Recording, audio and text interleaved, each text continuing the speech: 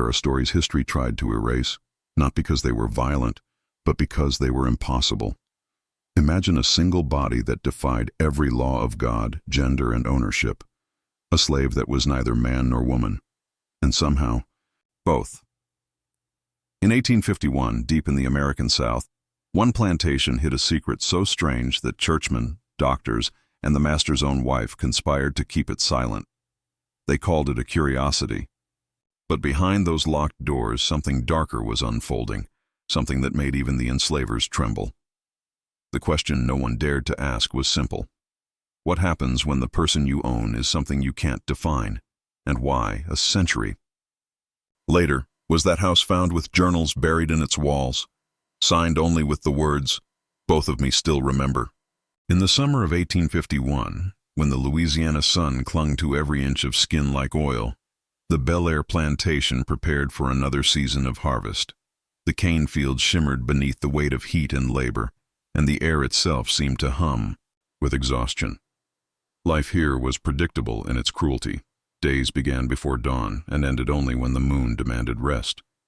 The overseer's whistles were sharper than the mosquitoes, and even the cicadas seemed to sing in obedience to the master's command. But that order, the brittle, violent rhythm of the plantation, fractured the day the traders arrived with a chained figure who defied every expectation of what a human body should be. The wagons rolled in from New Orleans, carrying tobacco, rum, and the broken. Among the new slaves was one whose form drew murmurs even from the hardened eyes of the overseers. The traders themselves couldn't agree on how to list the person. Some called them Samuel. Others insisted Sarah. The papers scribbled both names, and besides sex, a single word had been scratched, uncertain. The master, Dr. Silas Ward, squinted as he examined the new arrival, a tall, lean figure with the subtle grace of both strength and fragility. The skin was copper-toned, the jawline sharp, but the eyes, dark, distant, too knowing, held something that unsettled him. Ward, though known as a plantation owner, fancied himself a man of science. He had studied briefly in Boston before returning south to manage his family's estate, where intellect had long ago bent to arrogance. He prided himself on rationality, on understanding his property as he did his soil or livestock. Yet, as he looked at this new acquisition, something in his carefully ordered world trembled.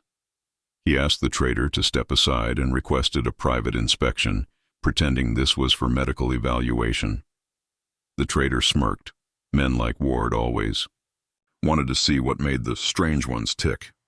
When Ward finally stepped inside the carriage, what he saw, or thought he saw, would consume him for the rest of his life. No one knew what passed in that dim carriage, but when Ward emerged, his face was pale. He paid twice the asking price, without negotiation. The other slaves whispered among themselves, sensing danger in the master's fascination. They had seen that look before. The gaze that turned living flesh into experiment, curiosity, or curse. Within hours, Samuel, or Sarah, depending on who spoke, was assigned separate quarters near the main house, away from the others. Ward said it was for observation, though the word sounded too clean for what it meant. Eleanor Ward, the mistress of the house, watched the new arrival from her veranda. Her marriage had long turned cold, her husband's affections scattered among study and servants. Yet when she saw the quiet, composed figure standing in the courtyard, her jealousy shifted into something unfamiliar, unease, perhaps curiosity. She could not decide if the person was beautiful or unsettling. Later that evening, she demanded her husband explain why this particular slave warranted special treatment. Ward dismissed her questions with a smile that didn't reach his eyes. He muttered something about a rare medical anomaly, about God's strange handiwork, before retreating to his study. In the weeks that followed, the plantation seemed to warp around the presence of the new arrival. The other slaves avoided them. The overseers, uncertain whether to treat them as man or woman, spoke in cautious tones. Rumors bloomed in the barracks that this one had been born under an eclipse, that touching them could bring sickness, that they had no soul. Yet when they worked, they did so in silence, every movement measured, every gesture deliberate, as if aware that even breathing too loudly might invite punishment or curiosity. Dr. Ward began visiting nightly. He claimed to be conducting examinations, noting the unique anatomical nature of his new property. He kept a small notebook filled with sketches and numbers, diagrams of measurements, and observations that read less like medical notes and more like confessions. The house servants noticed the light burning in the master's study long after midnight, his shadow pacing against the window, his muttering audible through the floorboards. Eleanor began to hear whispers that her husband was spending too much time alone with the new slave. At first she dismissed it as gossip, the kind that always trailed men of science. But one night she followed him quietly through the hall. From the crack of the door she saw her husband sitting close to the figure, too close. His hand moved across their shoulder with a gentleness she had not felt in years. The slave's face was unreadable, neither submission nor resistance, just stillness, a kind of calm that mocked both of them. Eleanor retreated to her room trembling, unsure whether to feel anger, disgust, or fascination. From that night forward, the mistress began to visit the quarters herself. Sometimes with excuses, bringing cloth, checking rations, asking questions about chores. Other times, she came without reason. She would stand silently at the doorway, watching the figure sweep or mend or sit, as if waiting for them to speak. But they rarely did. When they finally did speak, their voice startled her. It was soft, low, balanced between tones, like a harmony played alone. "Do you wish to ask me something, ma'am?" they said once. Eleanor couldn't answer. She left quickly, but that voice lingered long after. Soon, both master and mistress orbited the same quiet center. The house servants noticed the tension thickening. Dr. Ward grew erratic, snapping at overseers, forgetting his ledgers. Eleanor withdrew from social calls, spending hours in her room, staring at her mirror as if looking for something missing. At night, faint noises came from the slave quarters, sometimes laughter, sometimes crying, sometimes both at once. No one dared to speak of it openly, but everyone felt it. By autumn, the plantation was no longer the same. The air itself felt different, thicker, electric. The fields yielded less, the workers slowed, and even the horses grew restless. Dr. Ward wrote feverishly in his notebooks, convinced he had discovered something divine or perhaps infernal. He recorded pulse rates, reactions to light, changes in voice, as though charting the boundary between Adam and Eve. In one entry, he scrawled, "The body is a bridge." Perhaps sin itself was this confusion between form and spirit. Yet behind, his pursuit of knowledge was something deeper, unspoken, a desire that stripped away the veneer of science. What he called study was obsession. What he labeled truth was hunger. Eleanor, meanwhile, found herself drawn not by lust, but by reflection. In this person, she saw the merging of what she was and what she could never be. Freedom within captivity, calm within degradation. The slaves began calling the quarters the House of Three Shadows, because when the lamp burned inside, they swore they could see three silhouettes, one of the master, one of the mistress, and one that stood between them, belonging to neither and to both. The cook said that when she passed by at night, she heard voices praying and laughing in the same breath. The stable boy said he saw the figure walk into the garden at dawn and stand barefoot in the dew, staring at the horizon as if remembering another life. Something was breaking at Bel Air, not just in its walls, but in its people. The arrival of one who could not be named had unstitched the fragile order of the house. Dr. Ward's notes turned frantic. Eleanor's letters became unreadable, and the one they both called by different names began to keep their own secret, recording everything in scraps of paper hidden beneath the floorboards. No one yet understood it, but a quiet revolution had already begun. It was not the kind fought with blades or chains, but with existence itself, a single body refusing to fit the categories that justified an empire. A body that simply by being revealed the sickness of those who claimed to own it. Dr. Silas Ward had always believed himself to be a man of reason. He viewed the world not as a tapestry of souls, but as a system of laws waiting to be measured, catalogued, and mastered. Yet reason, for all its brilliance, was a fragile mask, and beneath his polished intelligence something hungered. His fascination with the newly purchased slave began, as he told himself, in the name of science. He convinced his conscience that he was not driven by curiosity or desire, but by duty, that he was a man destined to understand creation. But every night that he lingered longer in the quarters, that lie grew thinner, and the line between inquiry and obsession dissolved into something far darker.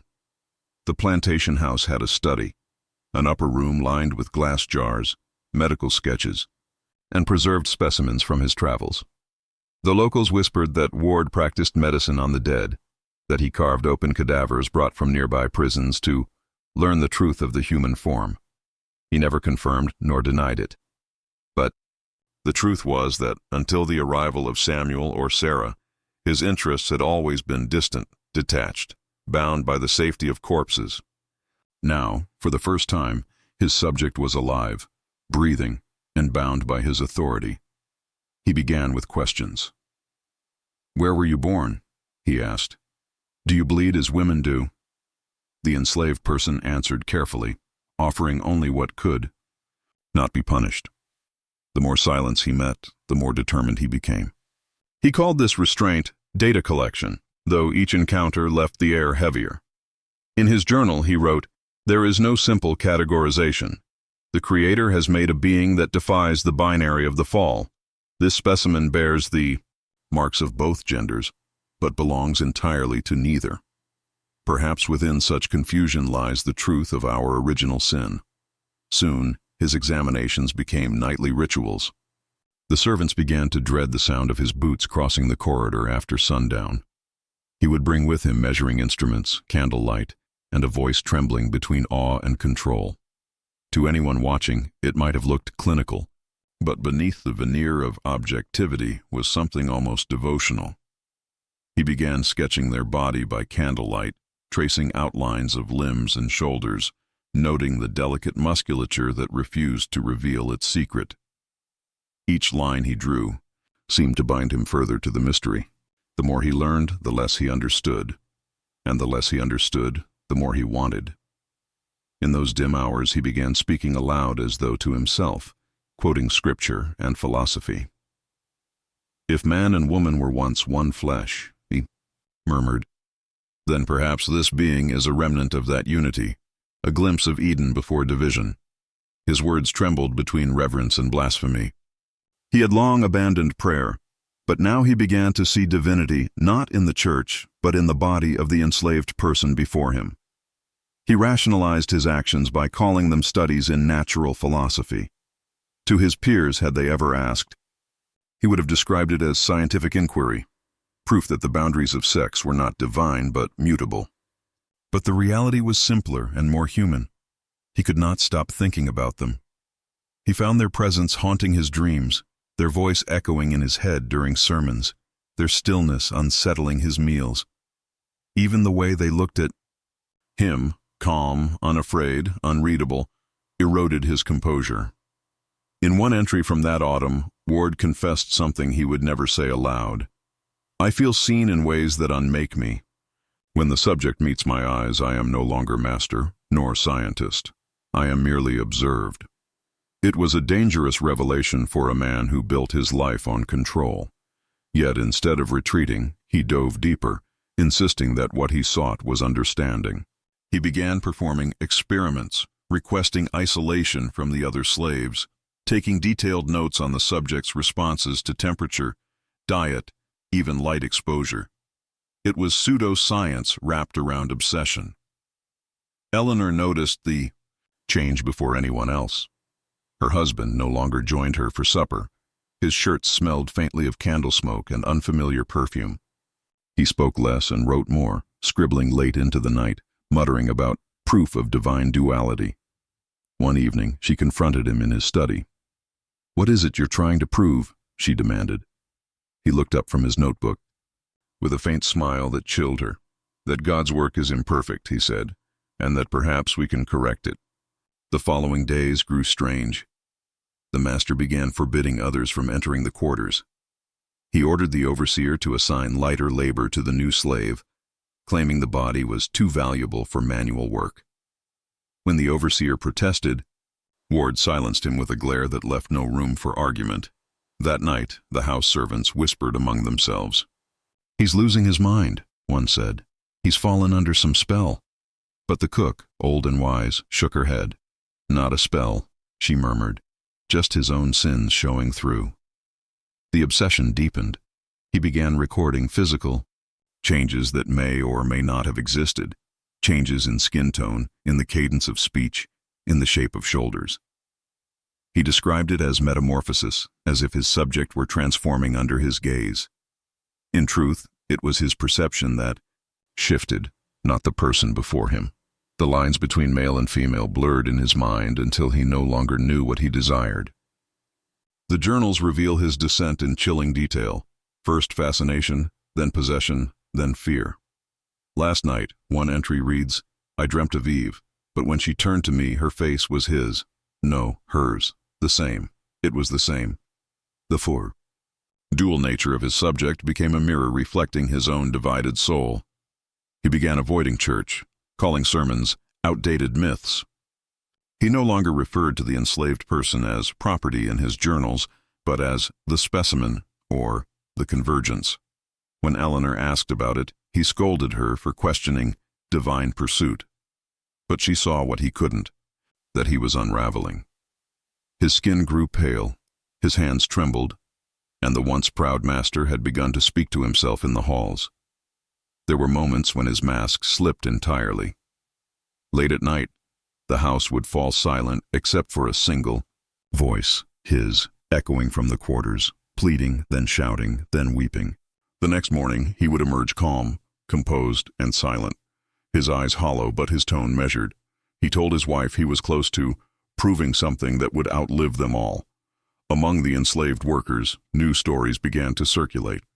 Some said the master had seen an angel. Others whispered it was a demon. One field hand claimed to have seen the figure walking beside him at dusk, though the master was still in the house. There were two of them, he swore, and they both looked the same. Whether this was imagination or something stranger, the rumor spread like fire. In the end, what Dr. Ward called science was no longer research but worship. His fascination had turned inward, a mirror of guilt and forbidden desire. He believed he was uncovering a divine mystery, but he was only mapping the boundaries of his own corruption. What began as a study of anatomy became an autopsy of the soul, his own.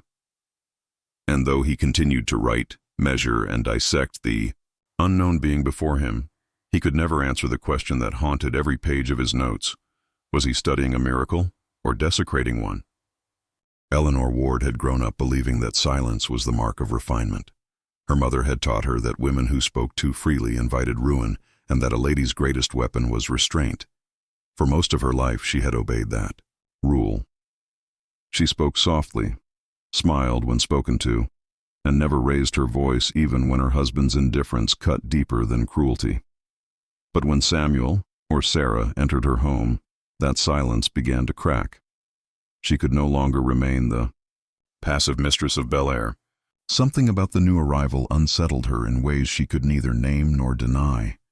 At first, she told herself her curiosity was simple jealousy. She had seen the way her husband looked at this person, the strange tension that lingered in the air whenever they were near. Silas Ward had always been a man of control, his desires carefully hidden beneath layers of intellect and discipline. Yet around this new slave he was different, softer, distracted, his composure unraveling thread by thread. Eleanor had caught him returning late from the quarters, his hands trembling, his eyes lit with something she hadn't seen in years, wonder, or perhaps something darker. When she confronted him, he brushed it aside as scientific study, the same justification he had used to explain away so many unholy things before. But she saw through it. There was hunger behind his words, the kind that makes men destroy themselves.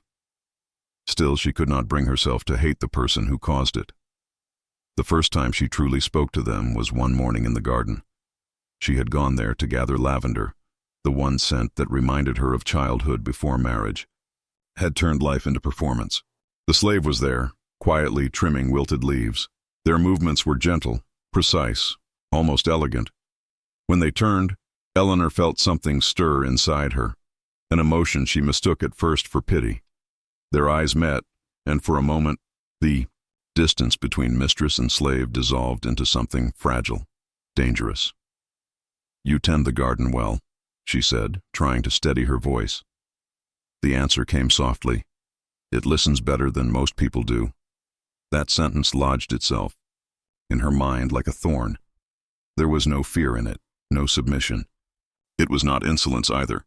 It was simply truth spoken aloud. For days afterward, Eleanor found herself thinking about those words. She began noticing details she hadn't before. The way the person's voice shifted depending on who spoke. To them, the subtle strength in their posture, the calm that unsettled everyone else. She began to sense that beneath the quiet surface was a depth that neither she nor her husband could fully comprehend. Her fascination deepened in secret. She began to find reasons to cross paths with them. An extra blanket for the colder nights. A question about the herb garden, a small act of kindness disguised as duty. Each time, she lingered longer than propriety allowed. And each time, she left more shaken than before. The boundaries between compassion, curiosity, and longing began to blur. She tried to convince herself that her actions were moral, even charitable. But deep down she knew she was drawn to something she couldn't name. A reflection of her own loneliness, perhaps. Or the strange sense of freedom that radiated from someone who should have been broken but wasn't. She began keeping her own journal, hidden inside the lining of her writing desk. In it, she confessed the thoughts she could never speak aloud. "I envy their calm," she wrote. "They move as though untouched by sin, though the world has done nothing but sin against them. When I look at them, I see myself, what I might have been had I not belonged to him." The entries grew more desperate as the days passed. The more she saw her husband consumed by obsession, the more she felt herself spiraling into it as well, though in a different way. Silas's fascination was of the body, an attempt to define, measure, and own. Eleanor's was of the soul.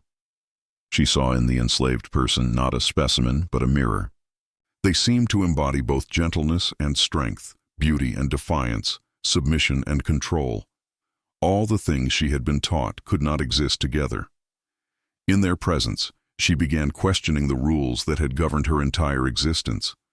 Why had God made the world so divided? Why had she been told that womanhood meant obedience? Why did she feel more alive in a single glance from someone forbidden than in a lifetime beside her husband? The household began to feel haunted by her turmoil. Servants whispered that the mistress had gone strange, that she wandered the halls, at night like a ghost, barefoot, her nightgown trailing across the marble floor. She was seen outside the quarters once, standing beneath the magnolia tree long after midnight, her face pale in the moonlight, watching the faint glow of a candle. Inside, when she returned, her eyes were wet, though no one dared ask why. One evening she entered the quarters unannounced. The slave looked up from the small table where they had been mending cloth. For a long moment, neither spoke. The air between them felt charged, as if the house itself were holding its breath. Finally, Eleanor whispered, "Do you hate him?" The question was reckless, almost blasphemous, but she couldn't stop herself. The answer came slowly, measured. "I don't know if hate is the right word. He looks at me as though I'm a mirror and doesn't like what he sees." Eleanor felt something inside her collapse. For the first time, she understood that she and her husband were trapped by the same sickness.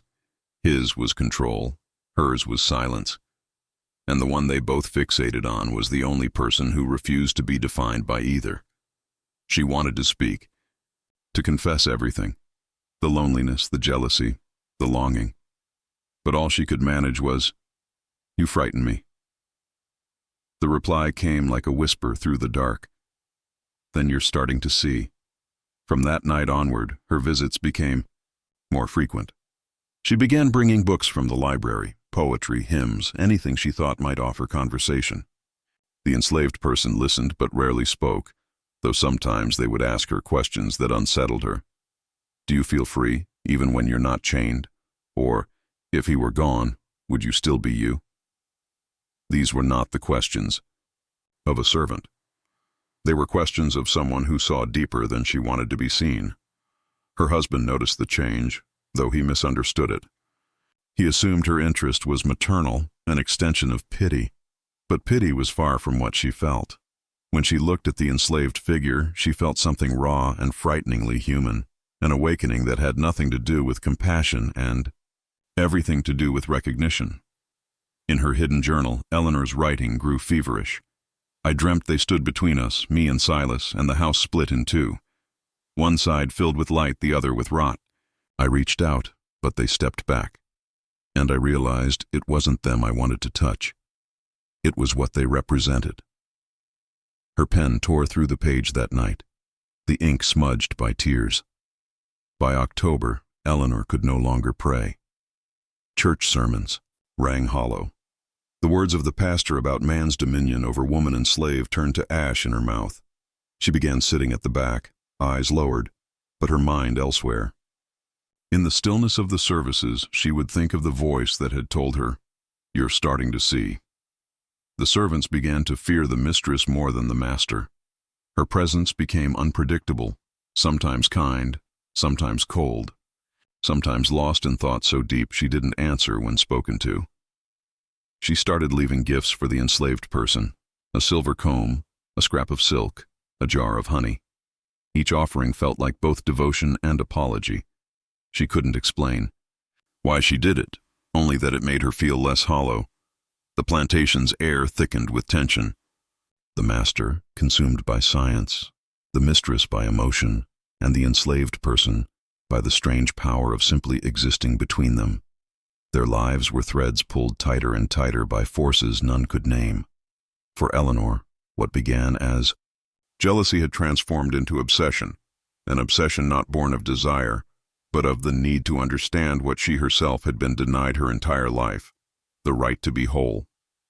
By the time 1851 turned its gray page into summer, the story of the hermaphrodite slave had spread through the neighboring plantations like a contagion no one dared name. What had begun as a private household curiosity had evolved into whispered fascination, a blend of blasphemy and biology that made both churchmen and physicians lean closer.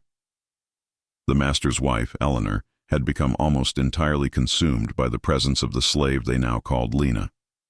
Her obsession was not merely jealousy. It was something stranger, more primal, a yearning to understand what defied explanation.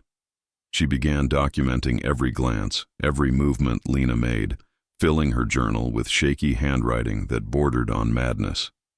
She described Lena as neither Adam nor Eve, but the echo of both, walking upon the same earth. The master, Silas Harwood, noticed his wife's growing fixation, yet he could not deny his own. His fascination was not tender, but scientific, even predatory. He began inviting gentlemen of curiosity from the local university to his estate, each one eager to witness the living contradiction. They came under the guise of study, men in starched collars and moral decay, carrying calipers, notebooks, and questions that would shame even God. But each time Lena stood before them, silent and trembling, their confidence faltered. The human mind could accept the strange only when it was hidden away, not breathing and blinking under candlelight. One evening, a physician named Dr. Morrow, known for his cold precision, arrived with instruments wrapped in velvet. Eleanor watched from the shadows as he measured Lena's limbs, her chest, her voice. His questions were clinical, but his eyes revealed something darker, a hunger to dissect what could not be contained. When he reached out to touch her hair, Lena flinched, and the movement startled him. "See how she recoils?" Eleanor hissed. "She knows what men like you would do." Morrow only smiled thinly. "Curiosity is not cruelty, madam, but ignorance. That is the true sin." In the nights that followed, the master's house took on an atmosphere of feverish secrecy. Guests came and went at odd hours. A locked room upstairs was prepared, lit by oil lamps and lined with white sheets. Silas called it the chamber of observation. To the enslaved workers, it was something else entirely. The room of screams. They whispered that strange noises came. From within, prayers, sobs, and the scraping of metal. Lena was taken there often, and each time she emerged, she was quieter, her eyes more distant, as if her soul were retreating from her own body. Outside, the plantation kept its cruel rhythm, cotton, lashes, and the endless beat of survival. But inside the Harwood mansion, a new form of madness had taken root. Eleanor began sleeping in the same quarters as Lena, claiming she wanted to protect her from the men. But her affection was tainted by envy, and her care turned into possession. At night, she would brush Lena's hair and whisper prayers against her ear, trembling as though seeking forgiveness for thoughts she could not confess to anyone, not even God. Sometimes she would weep mid-sentence, murmuring that Lena was proof of divine punishment, that perhaps this being was the child of sin itself, sent to remind humanity of its corruption. Yet there were moments when Lena's quiet strength seemed to invert the power dynamic entirely. Once, when Silas stormed into the room demanding obedience, Lena met his eyes and said, barely above a whisper, "You cannot own what you do not understand." Those words silenced him for the first time in his life. Eleanor later wrote that, in that moment she saw her husband reduced to a boy before an angel he feared. It was the first time anyone in the household had ever heard Lena speak, and her voice carried both masculine depth and feminine softness, unsettling all who heard it. But that fragile equilibrium could not hold. Dr. Morrow returned with more. Men who offered to pay Silas handsomely for the right to study Lena in their laboratories. Silas hesitated, torn between greed and guilt, until Eleanor erupted in rage. "She is not yours to sell," she cried. "You would trade the proof of God's mystery for a sack of coins?" Silas replied coldly, "Mystery is of no use to the living, only to priests and poets." That night, Eleanor locked herself and Lena in her quarters, barring the door from the inside. No one knows exactly what passed between them, but witnesses later claimed they heard two voices, one pleading, the other trembling, until both fell silent. The next morning, the door was forced open. Eleanor was found on the floor, half conscious, her face streaked with tears and blood. Lena was gone, vanished. There were signs of struggle, broken glass, overturned furniture, and a single bloody footprint leading toward the back field. The master ordered his men to search the grounds, but no trace of Lena was found. Some said she fled into the swamps. Others whispered that Eleanor had hidden her in a secret passage within the house. For weeks, the estate was gripped by hysteria. The men who had come for scientific study now spoke in hushed tones about divine wrath, about lines between creation and creator that man had crossed too boldly. When autumn came, Silas's health began to fail. He spoke of seeing Lena's face in mirrors and in his sleep, standing at the edge of his bed, neither condemning nor forgiving. The slaves on the plantation told of hearing her humming near the old well at night, a sound not quite womanly, not quite male, echoing through the fog. Some believed she was still alive, surviving in the marshes, protected by the very wilderness that had once been her prison.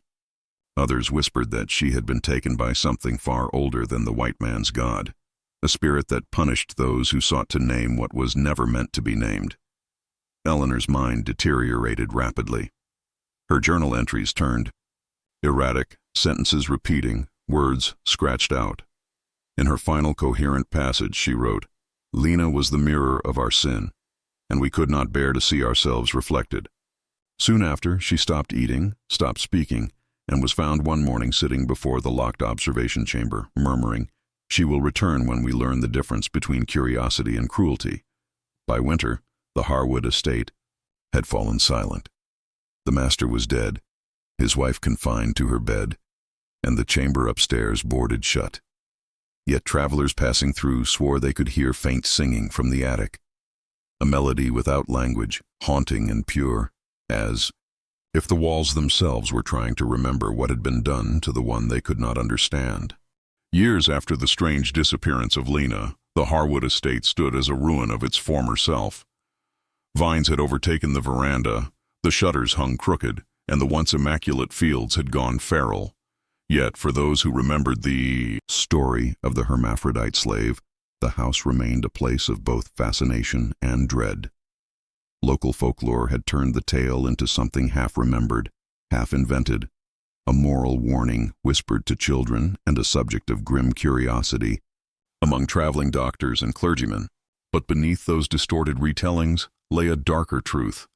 Lena's existence had challenged something far more fragile than the morality of her owners. She had revealed how thin the line truly was between the master and the monster. A decade after the incident, a northern abolitionist journalist named Samuel Pierce visited the region under the guise of documenting the conditions of freedmen. What he really sought was the story of the double-bodied slave, a rumor he had heard whispered in Boston circles as both horror and metaphor. He found the Harwood estate in decay, tended only by a handful of aging laborers who refused to go near the upper floors. When he questioned them, their answers were evasive, and their eyes betrayed an ancient fear. "She's still here," one muttered, refusing to meet his gaze. "Not in body, but she never left." That night, Samuel managed to convince the caretaker to unlock the upper floor. The hallway was heavy with dust and silence, the air thick with rot and the faint scent of iron. When he entered what had once been the observation chamber, he found the remains of furniture and instruments half buried beneath sheets of mildew. But what caught his eye were the walls, covered in faint markings, words etched by a trembling hand. They were not all legible, but certain phrases stood out. Both and neither, made and unmade, God's forgotten image. It was as if someone had tried to write their way out of madness. Among the debris, Samuel found a small wooden box sealed shut with wax. Inside was Eleanor Harwood's final journal, a collection of fragmented entries written in a feverish scrawl. The early pages were lucid, describing her regret and loneliness. But as the entries continued, her writing became chaotic, marked by biblical allusions and self-reproach. She wrote of dreams in which Lena appeared before her, silent, touching, her own chest as if to say, "This is what you made me into." In one passage, Eleanor confessed that Lena's disappearance was not an escape. It was a burial. "He ordered it," she wrote. "He said it was the only way to end the questions. But even as the earth covered her, I could feel her heartbeat in the ground. It will not stop. It never will." Samuel's heart pounded as he read. He took notes carefully, though his hands trembled. If Eleanor's words were true, then Lena had not fled into the swamps as legend claimed.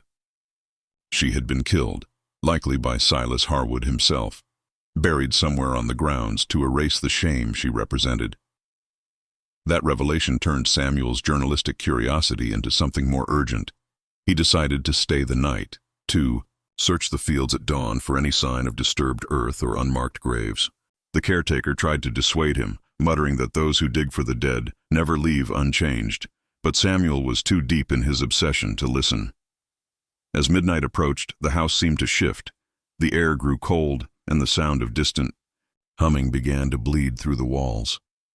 At first, Samuel thought it was the wind, but then the melody took shape. Low, mournful, almost human. It came from beneath the floorboards, a rhythm that seemed to echo the steady pulse of a living heart. The candles flickered, and the shadows along the walls moved with an unnatural grace, as though responding to something unseen. He felt a sudden pressure in his chest. Not fear exactly, but recognition. A presence that wasn't hostile, but ancient and knowing. He followed the sound to the cellar. The descent was slow, each step creaking like a warning. The air grew damp, and the smell of earth and decay intensified. There, at the far end, beneath a collapsed section of stone, he found it. A small mound, unnaturally smooth. Something had been buried there, not long ago by the look of it. Samuel knelt, his hands shaking as he brushed away the dirt. Beneath the soil, he found what looked like fragments of cloth, faded and fragile, and beneath that, bones. But the skeleton was wrong. The ribcage was broad, the hips narrow, the jaw delicate yet strong. It seemed to belong to both a man and a woman. A body that refused classification, even in death. Samuel stumbled back, unable to breathe. The humming stopped, replaced by silence so deep it pressed against his eardrums. For a moment, he thought, he heard movement behind him, a faint exhale, but when he turned, nothing was there. Still, he felt watched, not with hostility, but with sorrow. He left the cellar in a daze, clutching Eleanor's journal like scripture. That night, as he lay awake in one of the decaying rooms, he dreamed of a figure standing at the edge of his bed. Neither male nor female, wrapped in moonlight, with eyes that seemed to carry centuries of pain. When it spoke, the voice was both deep and soft, echoing in two tones at once. You cannot unearth what was never buried. When morning came, Samuel found himself too weak to stand. He managed to crawl toward the desk where his notes lay scattered, trying to write what he had witnessed, but the words refused to form coherently. All he could manage was a single line before his hand froze. The body was made to teach us what the soul endures. By the time the caretaker found him later that day, he was feverish and unresponsive, his pulse faint. They said he muttered Lena's name in his sleep for 3 days before he left the house and vanished on the road north. His belongings, including Eleanor's journal, were later found at a river crossing, abandoned. In the years that followed, the story of the Harwood estate entered folklore. Locals avoided the property, and travelers swore they could still hear that same low humming near the old well at night. The journals and rumors inspired several pseudo-scientific articles in northern papers, each claiming to have uncovered the truth of the hermaphrodite slave. But none could explain what had really happened, how a single person's existence had exposed the fragility of human certainty, or how the cruelty of one household had become a reflection of the era itself. And so the legend endured. To the devout, Lena became a symbol of divine retribution, a reminder that God's creations were not for men to categorize or possess. To skeptics, she was a story born of guilt and madness, embellished through decades of retelling. Yet, for those who passed by the crumbling plantation on mist-heavy nights, the truth felt less like myth and more like memory. The wind carried a faint song, the soil pulsed faintly underfoot, and the house seemed to breathe, as if the earth itself refused to forget the slave who was both man and woman, and the secret that consumed those who tried to own her. In 1872, more than 20 years after the Harwood estate had rotted into silence, the land was sold to a family from Virginia who knew little of its history. They saw in its sprawling acreage a chance to rebuild, to turn decay into profit. But no sooner had they begun clearing the grounds than the rumors returned, whispers carried by the wind, warnings from nearby townspeople who refused to set foot beyond the rusted gates. The workers complained of unearthed bones, strange songs that rose from the marsh at night, and the feeling of being watched by something that was neither living nor dead. The new owner, a pragmatic man named Thomas Wainwright, dismissed it all as superstition until he found his own daughter sleepwalking one evening, barefoot, humming a tune she couldn't possibly have known. He followed her out to the edge of the property where the well stood, long dried and half collapsed. Her voice, small and trembling, merged with another sound rising from below, a deeper tone, hauntingly familiar, as if the earth itself were answering her song. Thomas pulled her back in terror, but she kept repeating one phrase as if entranced. She's still here, she wants to be seen. The following morning, he ordered the well sealed completely. He told his family never to speak of it again. But that silence only made the legend stronger. Not long after, a professor from Richmond College, Dr. Elias Crow, visited the area. He was an anthropologist obsessed with anomalies of creation, the blurred lines between myth, science, and theology. When he heard of the Harwood story, he saw it as the perfect case study, a relic of the South's decaying moral order, a tale born from guilt and repression. He convinced Wainwright to let him examine the property in exchange for a handsome sum. The professor arrived with equipment, books, and an eagerness that bordered on fanaticism. Yet the locals watched his efforts with growing unease. They said he was poking at something that did not wish to be uncovered. Crow began his investigation methodically. He read every available record, from old medical journals to faded church documents. It was then that he stumbled upon a letter, hidden in the Richmond archives, addressed from Silas Harwood to a colleague in New Orleans. In it, Silas wrote of a subject of extraordinary physiology, describing Lena as possessing the organs and mannerisms of both sexes, fused by nature into a single divine mistake. The language was clinical but laced with obsession. "I believe," Silas wrote, "that she is the bridge between the fallen and the divine, a riddle God placed among us to test whether man could look upon his secrets without recoiling." That letter, dated just months before Lena's disappearance, was the first written proof that something had truly existed beyond rumor. Fueled by the discovery, Crow pressed deeper. He began excavating parts of the estate without permission, focusing near the collapsed well. His students, who assisted him, reported that he spoke to the air while working, as if someone unseen were responding. They also claimed that his behavior changed in subtle ways. He stopped sleeping. He stopped eating. He grew pale and muttered fragments of sentences that made no sense, often beginning with "she" and ending with "we were wrong." One night he ordered everyone to leave the site immediately, insisting he had found what he'd been searching for. The next morning, he was gone. The only thing left behind was his journal, damp from the night dew, open to a page that read, "The ground is not a grave, it is a memory." The local authorities investigated his disappearance, but nothing was ever found. Some said he had drowned in the marsh, others that he had fled north consumed by madness. But among his scattered notes was one chilling detail, a drawing of a skeletal figure labeled only with a single word, "both."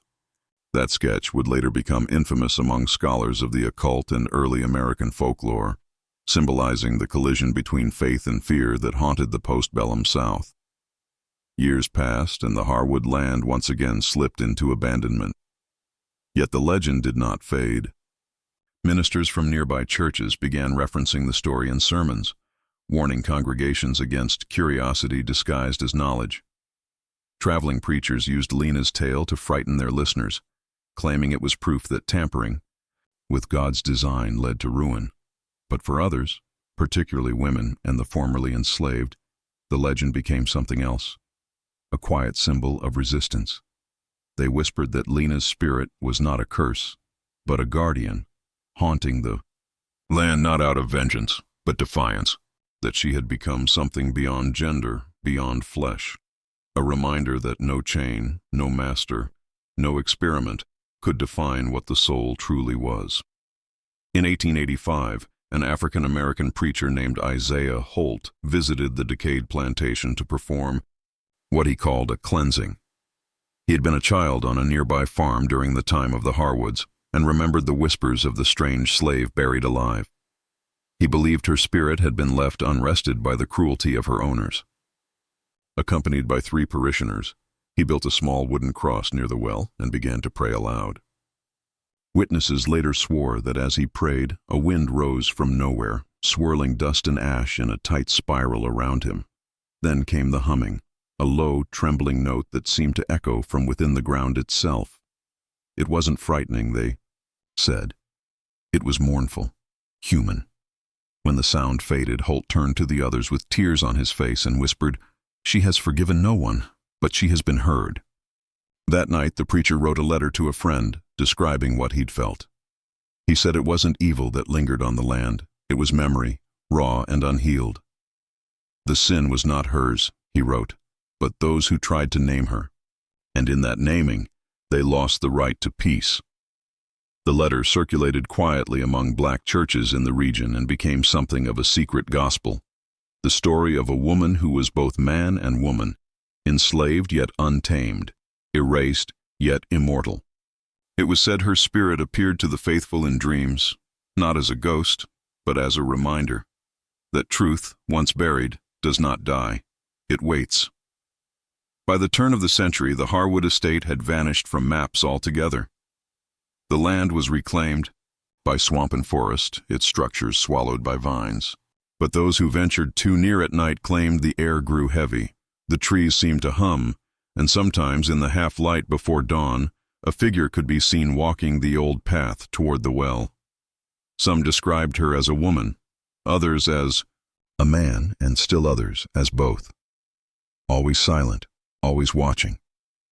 The legend said that if you looked too long, she would look back, and you'd feel an unbearable weight of understanding, the kind that changes what you believe about creation itself. Even in the modern age, fragments of the story persisted. Historians dismissed it as myth, psychologists as projection, theologians as warning. But deep in the archives of forgotten newspapers and handwritten ledgers, the traces of truth remained. The letter from Silas Harwood, the sketches of Dr. Crow, the prayer of Isaiah Holt, and between them all, a pattern, one that spoke not of haunting, but of reckoning, a reckoning with how far humanity will go to classify what it fears, to destroy what it cannot understand, to bury what refuses to stay dead. By the early 1900s, the story of the hermaphrodite slave had become more myth than memory, retold in parlor rooms, pulp pamphlets, and whispered conversations that blurred the lines between superstition and suppressed guilt. The South had changed its skin, but not its soul. The plantations were gone, the chains were broken, yet the soil still held its secrets. And beneath that soil, in the place where the Harwood estate once stood, the legend refused to fade. Those who wandered too close at night claimed to hear faint humming, that same unearthly tune that seemed neither male nor female, neither mournful nor joyful. It drifted through the fog like a question that had never been answered. In 1904, a photographer and amateur historian named Clara Whitlock traveled through the region to document the vanishing relics of the antebellum South. She had heard rumors of the Harwood story from an elderly preacher in Richmond who told her, "The land remembers, even when men lie." Intrigued, she made her way to the forgotten site, guided by locals who refused to accompany her past sundown. The path was overgrown, the air thick with insects and decay, and what had once been the grand Harwood estate was now little more than crumbling brick, half swallowed by swamp and vines. She noted in her journal that the silence there felt alive, like breath held in the dark. Clara set up her camera near the remnants of the old well, the place so many before her had described as the heart of the haunting. She took a series of photographs at dusk, her lens catching fragments of light that danced unnaturally across the ruins. When she developed the images days later in her makeshift darkroom, she froze. In one photograph, faint but undeniable, stood a human shape in the background, tall, androgynous, facing the camera directly. The features were blurred, but the outline of the face seemed to carry both strength and softness, defying every category her mind tried to place it in.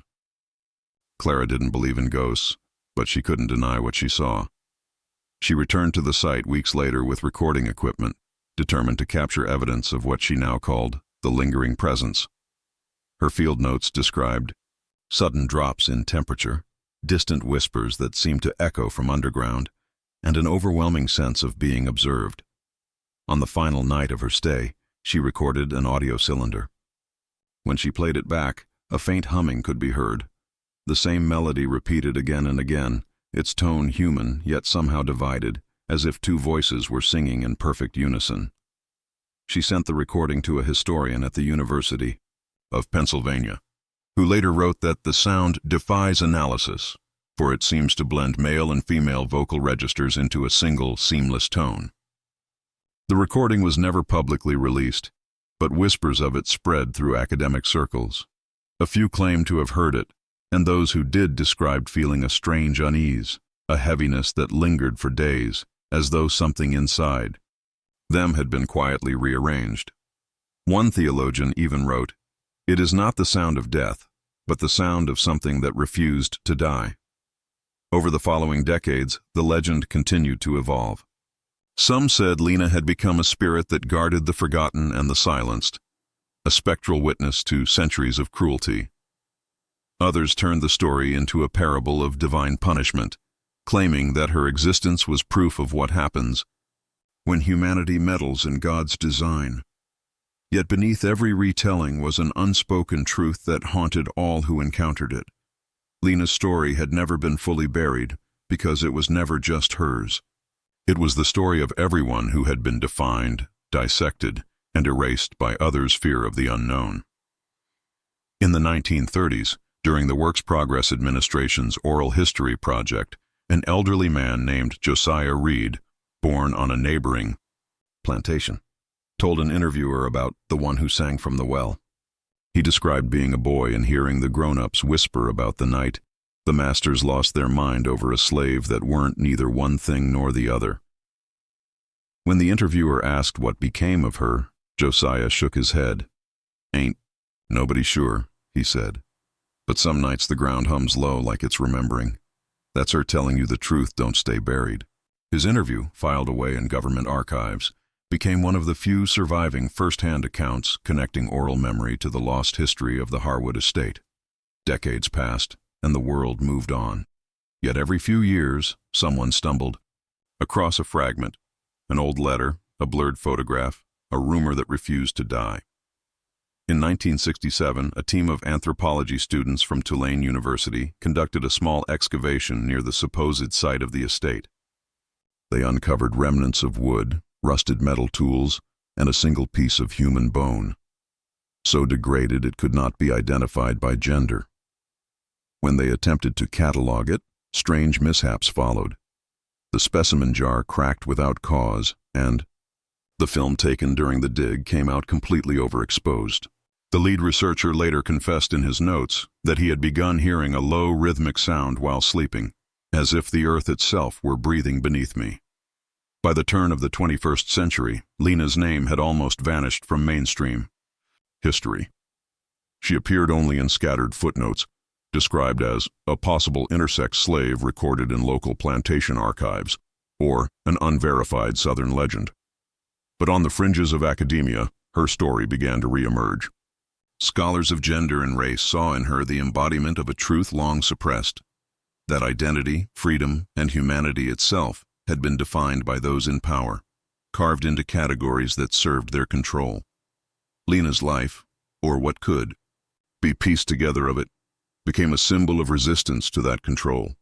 A body once seen as aberration was now understood as defiance. In 2015, a digital restoration team discovered fragments of Clara Whitlock's surviving photographs in an abandoned archive box. When enhanced, the spectral figure she had captured decades before appeared clearer. The faint outline of a face looking directly into the lens, its expression unreadable, almost solemn. Experts could not explain the image. Some claimed it was a trick of exposure. Others insisted it was evidence of something more profound, a visual echo preserved by the land itself. Whatever it was, the image reignited interest in Lena's story, leading to documentaries, research papers, and online debates. But even in the age of science and skepticism, the same question lingered. Who was Lena really? A person erased by history, or a presence preserved by it? Modern historians now admit that much of Lena's life cannot be verified. Records were destroyed, testimonies lost, evidence buried. Yet what remains is undeniable, a pattern of obsession, cruelty, and awe that followed her from life into legend. Whether she lived as a human being or endures as something beyond, her story remains an indictment of ownership, of categorization, of the arrogance of certainty. She was not a myth meant to frighten. She was a memory meant to remind. Even now, locals say that when storms roll through the South and lightning cracks over forgotten plantations, the wind carries a strange hum, two tones, rising and falling together, neither fully one nor the other. Travelers who've heard it swear it feels almost human, like a voice just beyond recognition. Some call it the wind. Some call it the curse of the Harwood land. But to those who know the story, it's something else entirely. The voice of Lena, the slave who was both man and woman, reminding the living that no matter how deep you bury the truth, the earth will always remember. If you've made it this far, you've seen how a single hidden truth, buried beneath centuries of silence, can rewrite everything we thought we knew about history. Stories like this aren't just strange curiosities. They are windows into the shadows of human nature and into the systems that tried to erase them. Every document, every whisper from the past, hides another forbidden story waiting to be unearthed. If you felt something while watching, a chill, a question, a quiet disbelief, that means the truth reached you. And that's why this channel exists, to bring you the dark, forgotten, and unsettling corners of history that others are too afraid to touch. Subscribe if you want to keep descending with us, deeper into the archives no one dares open, deeper into the minds that shaped the world from behind the veil. Every week, we expose another secret that was meant to stay hidden, another forgotten soul who deserves to be remembered. And now, I want to hear from you. Do you believe this story was covered up intentionally? Or was it simply erased by time? Drop your thoughts below. Your comment might shape the next investigation. Turn on notifications, so when the next forbidden chapter drops, you're among the first to see what the rest of the world still refuses to believe. Because here, we don't. Just remember history, and we confront it. Subscribe, and keep watching the shadows.